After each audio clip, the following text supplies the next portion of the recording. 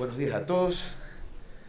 En primer lugar voy a agradecer ya le agradecí una vez públicamente, pero voy a insistir a Alejandro Rosas por la invitación y por la posibilidad de pasar estos días compartiendo discusiones y intereses comunes entre un grupo de profesores latinoamericanos interesados en la filosofía y la historia de la biología. Bueno, el tema sobre el cual voy a exponer, el título de la comunicación es, como ustedes saben, contra la lectura adaptacionista de Lamarck. El origen de esta comunicación es una lectura muy vieja que he hecho hace mucho tiempo, de un libro también que ya tiene sus 40 años o casi, que es el libro de Camille Limoges, La selección natural. En este libro sobre la constitución del concepto de selección natural en Darwin, Limoges desliza una hipótesis que siempre me había interesado respecto de que el concepto de la problemática de la adaptación no existía, no estaba planteada contra lo que usualmente se decía en la obra de Lamarck. De cualquier forma, los argumentos que Limoges daba para justificar esta tesis, que a priori me parecía verosímil, muy plausible y muy interesante, no eran del todo satisfactorios. Por eso, durante mucho tiempo, intenté ver hasta qué punto se podía justificar esas afirmaciones de Lamarck, de Limoges, y bueno, el resultado de este trabajo, de lo que voy a traer aquí, es el resultado de haber podido conseguir argumentos para justificar esta tesis del propio Limoges, que creo que no estaban debidamente planteados en el texto de él, que por supuesto no tenía a la obra de Lamarck como foco de atención, sino a la obra de Darwin.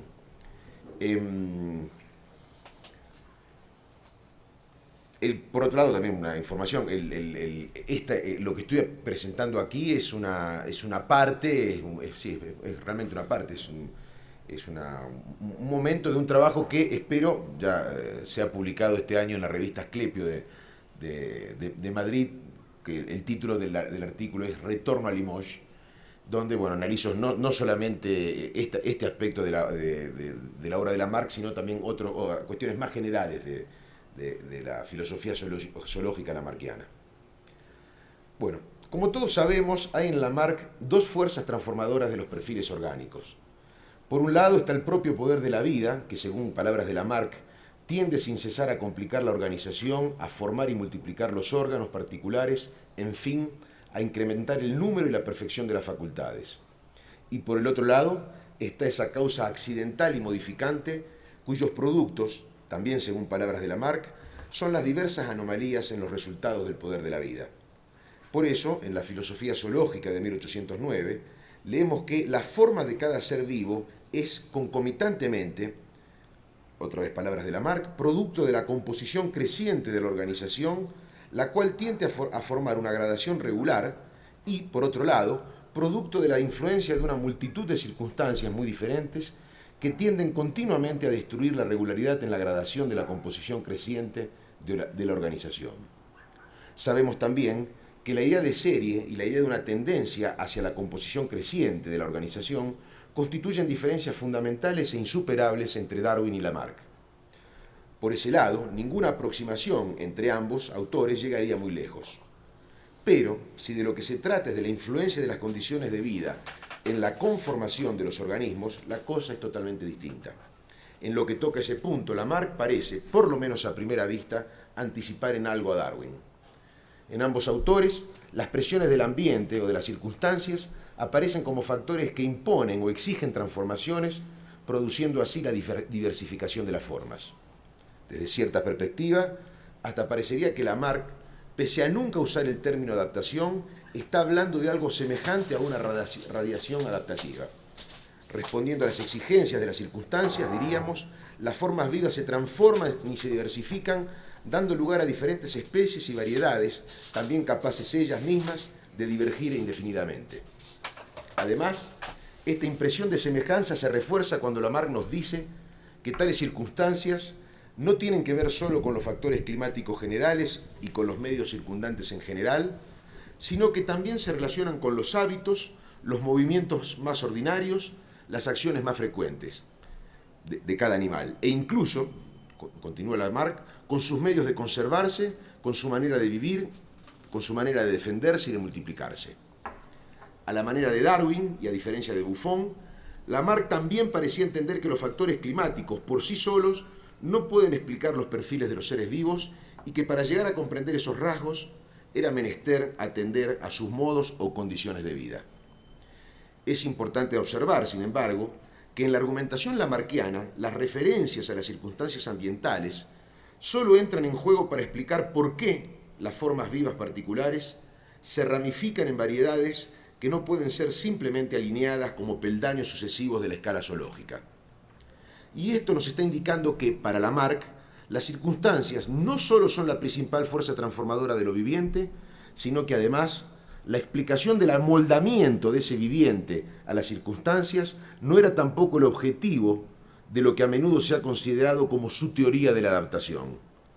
Las referencias de Lamarck al modo por el cual las circunstancias influirían en los perfiles de los organismos no solo constituirían una teoría auxiliar en su sistema, una teoría muy importante y célebre pero auxiliar al fin, sino que además el objetivo de esa teoría auxiliar no era explicar la adecuación del viviente a las circunstancias, sino explicar el desvío de la serie. Lamarck no quería saber cómo hacían los seres vivientes para adaptarse al ambiente y sobrevivir. Lo que él quería saber era por qué esos seres no subían lineal y ordenadamente por la escalera del ser. Era esa la cuestión a la que respondía su teoría sobre la influencia de las circunstancias en la morfología. Y es en ese sentido que, siguiendo a Camille Limoges, podemos decir que no hay problemática de la adaptación en Lamarck. Lo que se plantea en esa teoría auxiliar es la problemática de la serie, y lo que se intenta con la misma es explicar los desvíos o anomalías de las formas orgánicas en relación a esa serie. Es el problema de la serie, en definitiva, el que convoca y motiva la postulación de ambos factores lamarckianos de transformación. Una para explicar las grandes líneas de su constitución y el otro factor para justificar la filigrana de sus desviaciones. Decir que lo que Lamarck quiso explicar con su teoría era la adaptación es definitivamente un error. Lamarck no dijo que las formas vivas, además de tornarse progresivamente más complejas, debían también ser viables y que por eso era menester completar su explicación de esa tendencia a la complejidad creciente con una explicación de esa viabilidad. Eso es lo que nosotros hubiésemos podido decir en estos tiempos darwinianos, en donde siempre vemos al viviente asediado por un ambiente que lo amenaza con la extinción. Pero ese no era el caso de Lamarck. Para él la extinción solo podía ocurrir aisladamente y sobre todo por la intervención del hombre. Lamarck era tributario de una idea de economía natural en la cual la guerra entre los seres vivos solo tiende a la manutención de cierto equilibrio u orden en el cual, según él mismo decía, las razas de los cuerpos vivos subsisten todas pese a sus variaciones, y por eso los progresos adquiridos en el perfeccionamiento de la organización, son sus palabras, nunca se pierden. En el mundo de Lamarck, como observó Camille Limoges, es impensable que una especie no se acomode a su entorno. En su sistema sin extinción de especie no se prevé sanción contra las especies que fracasan en su acomodamiento a las circunstancias exteriores. Y ya en ese sentido puede decirse que no hay realmente una problemática de la adaptación en Lamarck. Lo que llamaríamos la viabilidad ecológica del viviente no planteaba para Lamarck ningún interrogante y por eso no merecía mayores explicaciones. Se me podría objetar, sin embargo, que si de todos modos el acomodamiento de los organismos a sus circunstancias forma parte de la explicación que Lamarck sugiere para los desvíos de la serie, entonces no puede decirse tan alegremente que el asunto de la adaptación esté totalmente ausente en su obra. Esa presión de las circunstancias, poderosa al punto de desviar el orden natural, ¿no se parece acaso en algo a las exigencias ambientales resaltadas por Darwin? Y consecuentemente, las respuestas que los organismos dan a esas exigencias ¿no tienen algo de muy semejante a las adaptaciones darwinianas? Lamarck, en ese sentido, ¿no habría también resaltado y reconocido la importancia de ese orden de fenómenos, preparando así el terreno para la instauración darwiniana? Sé que esas preguntas pueden hasta parecer puerilmente retóricas. Al final de cuentas, hablar de la adaptación en Lamarck es un lugar común. Sin embargo, esa unanimidad de las lecturas adaptacionistas de Lamarck es definitivamente cuestionable. La misma, me parece, es una unanimidad post-darwiniana, producto de que los textos de Lamarck hayan pasado a ser leídos como Darwin lo había hecho. Es decir, como si Lamarck fuese un autor que trata el problema de la adaptación, pero dándole una solución insatisfactoria. Darwin nos lleva a leer a Lamarck como si este fuese su precursor. Y esto vale incluso para aquellos autores usualmente denominados neolamarquianos. Las así llamadas teorías neolamarquianas siempre fueron deudoras del darwinismo. Tales teorías suponían planteada la problemática de la adaptación y se remitían a los escritos de Lamarck como fuentes de soluciones alternativas para esa problemática. Los textos de Lamarck siguen, sin embargo, ahí, y su lectura, según me parece, puede exigirnos revisar ciertas ideas recibidas y muy difundidas sobre su pensamiento. Esos escritos, los de Lamarck, mencionan, es cierto, múltiples peculiaridades morfológicas que hoy consideraríamos ejemplos de adaptaciones. Pero si los leemos atentamente, veremos que esos ejemplos no son allí interpretados de ese modo. La singularidad morfológica puede ser hoy, claro, un indicio poderoso de adaptación, pero no lo era para Lamarck. Para él, esa singularidad merecía y podía ser explicada. Merecía ser explicada, como ya dije, en tanto que la misma constituyese una anomalía en relación a la serie.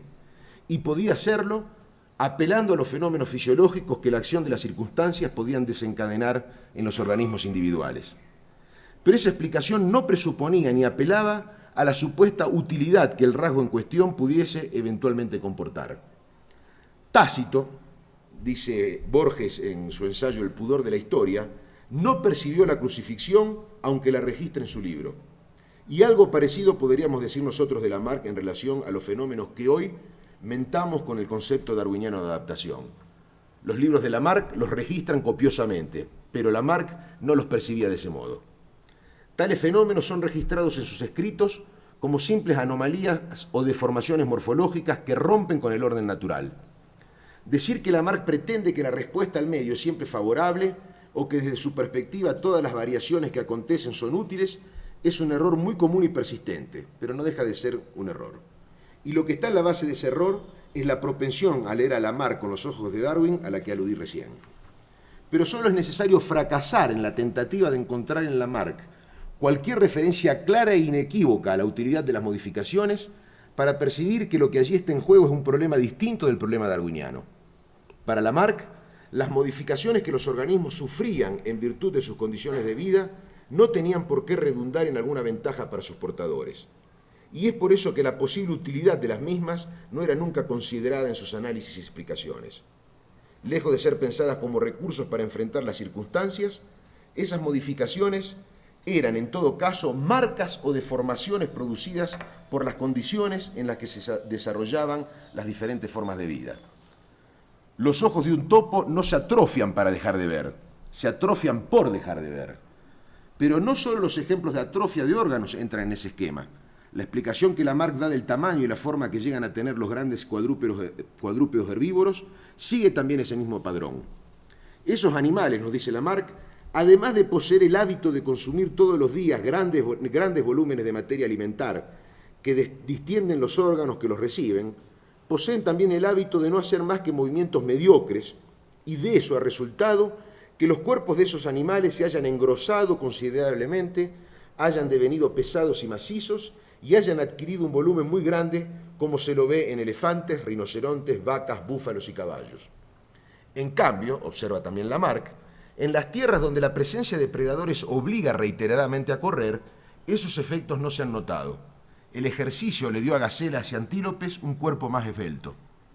Pero esa esbeltez y ligereza no es una adaptación para la carrera, es el resultado o el efecto de la carrera. Y lo mismo ocurre con el tristemente célebre pescuezo de la jirafa. Para Lamarck, esa estructura anatómica no se estiró porque eso permitía alcanzar las ramas más altas de los árboles, sino por causa del movimiento reiterado y continuo que ese animal realiza en su rutina de alimentación. El movimiento o su ausencia simplemente causa una modificación, pero nada exige que esa modificación tenga que ser necesariamente útil. Y Lamarck nunca hace una referencia a esa utilidad en sus trabajos. Ya el caso del perezoso recuerda más al de los grandes herbívoros. Lamarck lo presenta no como una progresiva adaptación a un modo de vida, sino como un simple resultado de ese modo de vida. Lamarck no piensa darwinianamente, no busca una utilidad particular para las características del perezoso. Esas características no son vistas como integrando una estrategia de supervivencia, sino como la simple consecuencia de las condiciones de vida a la que este perezoso se vio confinado.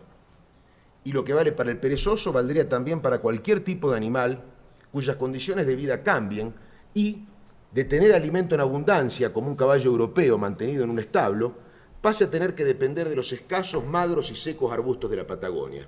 Ese cambio generaría una raza de caballos menores. Pero eso sería, en la perspectiva de Lamarck, un efecto directo y transmisible a la descendencia de la falta de nutrientes y no una adaptación darwiniana a esas condiciones. Solo después de Darwin, nuestro caballo criollo podrá ser visto como algo distinto de un caballo europeo degenerado por las difíciles circunstancias que le habrían tocado en suerte. A este respecto, Lamarck está definitivamente más cerca de la temática bufoniana de la degeneración que de la temática darwiniana de la adaptación, lo que no tiene nada de sorprendente. Y hasta puede decirse que su teoría sobre la influencia de las circunstancias en los perfiles orgánicos no es otra cosa que una generalización y una radicalización de ese tímido e inmediatamente desechado atisbo de transformismo que Buffon insinuó al sugerir la plausibilidad de considerar al asno como un simple caballo degenerado por los efectos del clima y de la alimentación acumulados a lo largo de generaciones.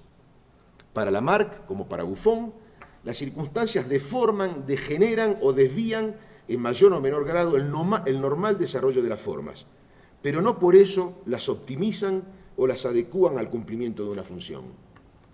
Y la diferencia es realmente importante. En otros contextos, el hecho de no ver esa diferencia entre una simple deformación y una optimización podría llevarnos a confundir el retardo en el crecimiento de un niño desnutrido con un recurso o estrategia para encarar la escasez de alimentos. Pero podemos hacer una analogía menos dramática que esa. No ver la diferencia entre la adaptación darwiniana y la deformación lamarckiana es como no ver la diferencia existente, o la triste diferencia existente, entre el desgaste que el uso produjo en nuestros viejos zapatos y las innovaciones de diseño que puede presentar un nuevo modelo de calzado deportivo. Esas innovaciones están ahí porque se espera alguna ventaja de ellas, para el usuario o para el fabricante.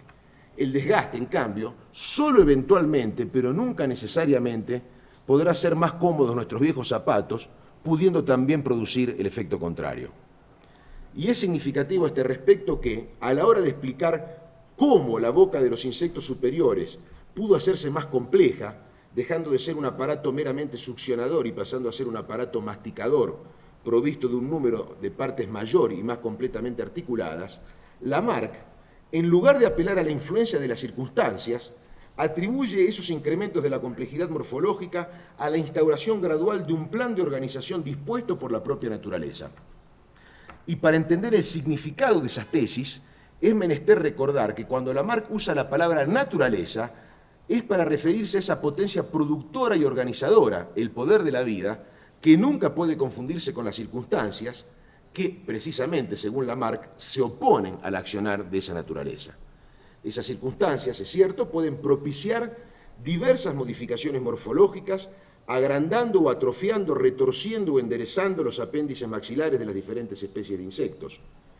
Pero el propio surgimiento y la efectiva diferenciación de esas estructuras, por convenientes o necesarias que ellas sean para la subsistencia de los insectos, no depende para Lamarck de lo que esos animales hagan o dejen de hacer, sino que son cambios que obedecen a un plan de organización impulsado y propiciado por el poder de la vida que produce y establece en los seres vivos, sucesiva y gradualmente, los diferentes sistemas de órganos particulares. Estas últimas son palabras textuales de Lamarck. Las circunstancias y los hábitos que las circunstancias pueden promover no tendrían nunca ese poder creador, ni podrían producir tampoco ningún incremento real de complejidad como el verificado en el pasaje de los insectos succionadores a los masticadores. Pero, definitivamente, el mejor ejemplo para ver cómo la referencia a cualquier ventaja eventual de las modificaciones orgánicas está ausente en el razonamiento de Lamarck, lo encontramos en su explicación de la formación de los cuernos en los rumiantes. ¿Qué ejemplo mejor para ir a buscar ahí una adaptación?